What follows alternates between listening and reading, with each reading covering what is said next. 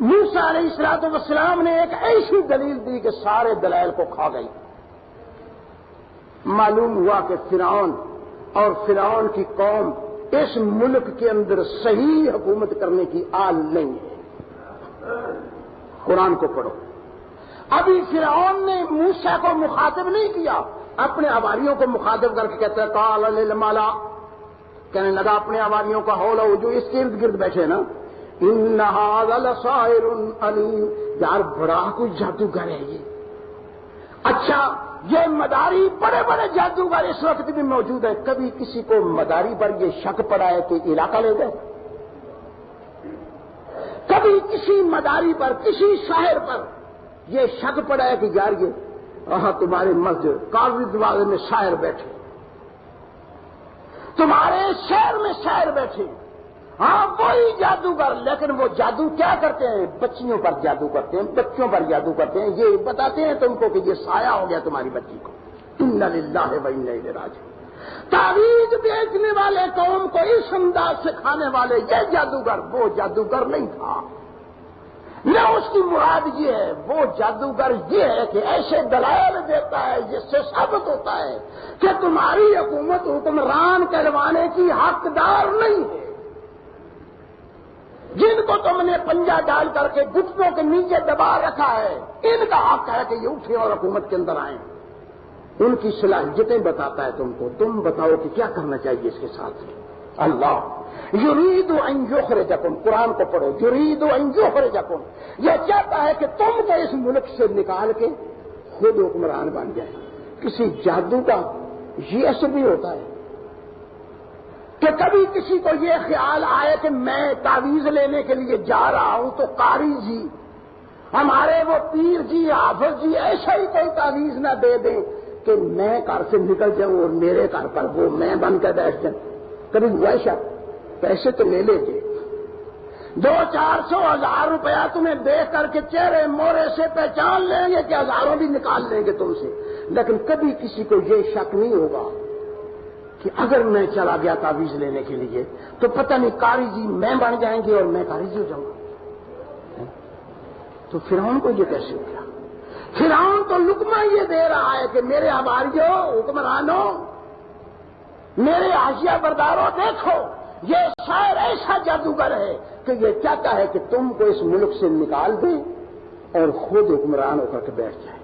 ایمانداری کے ساتھ گھر جا کر کے قرآن کو پڑھو، سوچو کہ کیا موسیٰ علیہ السلام کے کسی مطالبے کے اندر یہ نظریہ موجود تھا کہ حکومت مجھے مل جائے اور فرعون دستبردار ہو جائے حکومت سے؟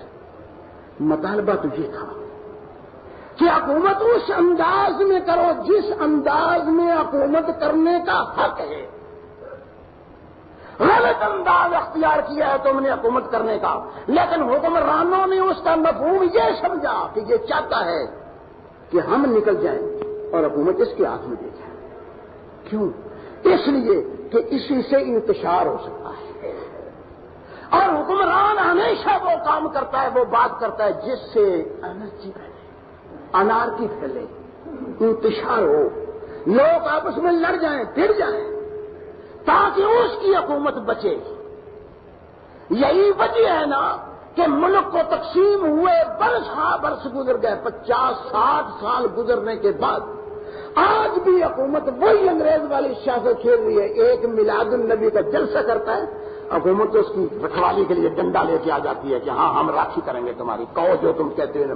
بابیوں ایک جلوس نکالتا ہے حسین کے نام سے، اور اسی حسین کے ماننے والوں پر ڈنڈا سوار کرنے کے لیے حکومت آ جاتی ہے کہ ہم دبائیں گے ان کو، نکلنے نہیں دیں گے پائے. جو کہتے حسین کو کہو. ہائے اللہ، حسین بھی اسلام کا، محمد الرسول اللہ بھی اسلام کا، اور مسلمان بھی. یہ کس بات پر لڑائی ہو رہی ہے اور حکومت کس چیز کا یہ تجزیہ کر رہی ہے؟ اور مسلمان کہلواتی ہے حکومت کو آج تک پتہ ہی نہیں چلا کہ ہم سارے تو حسین کو ماننے والے ہیں، سارے کا مذہبی اسلام ہے اور سارے کے سارے محمد الرسول اللہ کو مانتے ہیں. ہم بیٹھ کر دیکھیں تو صحیح کہ یہ میلاد کہاں سے آ گیا، یہ اس طریقے کے جلسے اور جلوس اور اس طریقے کی یہ مجلسیں شام غریبہ کہاں سے منائی گئی؟ اس وقت تو انگریز نے کیا تھا، اس لیے کہ وہ چاہتا تھا کہ ملک کے اندر انارکی رہے اور مسلمان آپس میں لڑتے رہیں. اب تو ہم سارے مسلمان ہیں، ہم تم سارے بھائی بھائی ہیں، ہمیں مل کر بیٹھنا تو اس معاملے میں ہے کہ ہمیں سوچنا ہے کہ لڑا کون گیا ہم سے۔